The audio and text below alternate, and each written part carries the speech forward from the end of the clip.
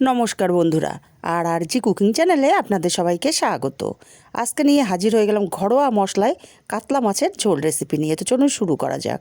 এখানে 8 পিস কাতলা মাছ ভালো করে ধুয়ে জল ঝরিয়ে নিয়ে হাফ চামচ লবণ, হাফ চামচ হলুদ আর হাফ চামচ দেব লঙ্কার গুঁড়ো। লঙ্কার গুঁড়ো দিয়ে মাছ ভাজলে ভাজা মাছও খেতে খুবই ভালো লাগে, আর ঝোলে দিলেও সেই মাছ খেতে খুবই ভালো লাগে। লবণ, হলুদ, লঙ্কার গুঁড়োটা খুব ভালো করে মাছের সঙ্গে ডলে ডলে মাখিয়ে নিয়ে এইভাবে মাছগুলোকে আমি 10 মিনিট রেখে দেবো, যাতে করে মাছের মধ্যে সব মশলা ভালো মতো ঢুকতে পারে। 10 মিনিট পর একটা কড়াই গরম করে দিয়ে দিলাম পরিমাণ মতো তেল। তেলটা গরম হলে অল্প একটু লবণ দিয়ে তারপর তেলটা কড়ার গায়ে ভালো করে ছড়িয়ে দিলাম। তারপর এক এক করে মাছ আমি এখানে দিয়ে দেবো, তবে সব মাছ আমি দেবো না। 4 পিস মাছ প্রথমে দেবো, তারপরে 4 পিস মাছ আবারও ভেজে নেব।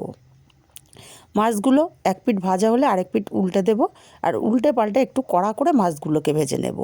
মাছগুলো কড়া করে ভাজলে মাছ ঝোলের মধ্যে দিলে সেই মাছ ভেঙে যায় না, আর ঝোলটাও খুব সুন্দর মতো মাছের মধ্যে ঢুকতে পারে, আর খেতেও খুবই ভালো লাগে। মাছগুলো কড়া করে ভেজে নেওয়ার পর মাছগুলোকে উঠিয়ে নেব, আর বাকি মাছগুলো দিয়ে দেব। আর বাকি মাছগুলো দিয়ে একইভাবে আমি মাছগুলোকে ভেজে নিয়েছি। বাকি মাছগুলোও ভাজা হয়ে গেছে, এখন উঠিয়ে নেব। এবার এই তেলের মধ্যে দিয়ে দেব লম্বা করে কেটে রাখা আলুগুলোকে দিয়ে নাড়াচাড়া করে আলুগুলো ঢাকা দিয়ে ভেজে নেব। আলুটা ভাজা হতে থাক, ততক্ষণে মশলা করে নেব। মিক্সচার জারতে একটা বড় সাইজের পেঁয়াজ দিয়ে পেঁয়াজটাকে মিহি করে বেটে নিয়েছি। পেঁয়াজটা আলাদা পাত্রে ঢেলে নিয়ে ওই মিক্সচার জারের মধ্যে হাফ ইঞ্চি আদা আর 6-7টা কাঁচা লঙ্কা দিলাম। অল্প জল দিয়ে মশলাটাকে মিহি করে পেস্ট রেডি করে নিয়েছি। মশলার পেস্টটা রেডি, আর এদিকে আলুগুলো ঢাকা খুলে দেখে নেব। দেখুন এখানে আলুগুলো বেশ লাল লাল করে ভাজা হয়ে গেছে। এখন এই আলুগুলোকে আমি তেল ঝরিয়ে উঠিয়ে নেব।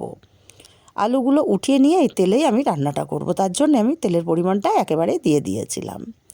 আলুগুলো উঠিয়ে নেওয়ার পর এই তেলের মধ্যে আমি ফোড়নে দেব একটা গোটা শুকনো লঙ্কা, একটা তেজপাতা ছিঁড়ে দেবো, আর দেবো সামান্য একটু গোটা জিরে।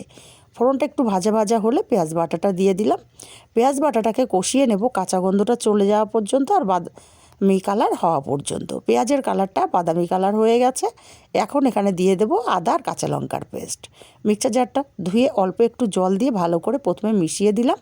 এখন এখানে দিয়ে দেব হাফ চামচ হলুদ, হাফ চামচ দেব কাশ্মীরি লঙ্কার গুঁড়ো, আর হাফ চামচ দেব ঝাল লঙ্কার গুঁড়ো। ঝালটা যে যার স্বাদ অনুযায়ী দেবেন।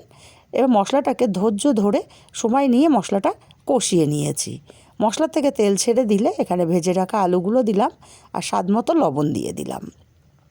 আলুটাকে 2 থেকে 3 মিনিট সময় নিয়ে মশলার সাথে কষিয়ে নেব। 2-3 মিনিট ধরে আলুটাকে কষিয়ে নেওয়ার পর এখানে পরিমাণ মতো জল দিয়ে দেব, কারণ আমি একটু পাতলা ঝোল করব, তাই জলের পরিমাণটা একটু বেশিই দিলাম।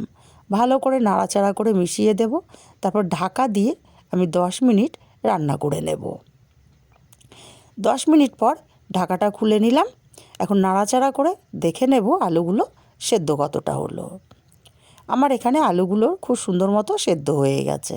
এখন ভেজে রাখা মাছগুলো এক এক করে সব আমি এখানে দিয়ে দিলাম, আর মাছগুলোকে দিয়ে আবারও ঢাকা দিয়ে 2 থেকে 3 মিনিট রান্না করে নেব। 2-3 মিনিট পর ঢাকাটা খুলে নিয়ে একটু নাড়াচাড়া করে দেব, যাতে করে মাছগুলো এপিট ওপিট সুন্দর মতো ঝোল ঢুকতে পারে। এখন এখানে দিয়ে দেব 2টো কাঁচা লঙ্কা, আর দেব একটা টমেটো 4 টুকরো করে কেটে রেখেছিলাম। সেই টমেটোটা গলে যাবে না, গোটা গোটা থাকবে, আর এই টমেটোটা ভাতে মাখিয়ে খেতে কিন্তু খুবই ভালো লাগে। নাড়াচাড়া করে দিয়ে আবারও ঢাকা দিয়ে 2-3 মিনিট রান্না করে নেওয়ার পর ঢাকাটা খুলে নিলাম। আবার একটু নাড়াচাড়া করে দেবো। আমার মাছের ঝোলটা কিন্তু পারফেক্টভাবে হয়ে এসছে। এখানে কোনো ধনের গুঁড়ো নেই, জিরের গুঁড়ো নেই, তবু স্বাদ হবে অসাধারণ। আমি ওপর থেকে বেশ কিছুটা ধনেপাতা কুচি ছড়িয়ে দিলাম। ধনেপাতা কুচিটাকে ছড়িয়ে দিয়ে আমি আর ফোটাবো না, এইভাবে একটু নাড়াচাড়া করে মিশিয়ে দেব। তারপরে আমি ঢাকা দিয়ে 5 মিনিট স্ট্যান্ডিং টাইমে রেখে দিয়েছিলাম।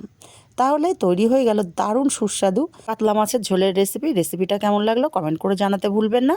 ভালো লাগলে কাছের আত্মীয় স্বজন বন্ধুবান্ধবের কাছে শেয়ার করতে ভুলবেন না।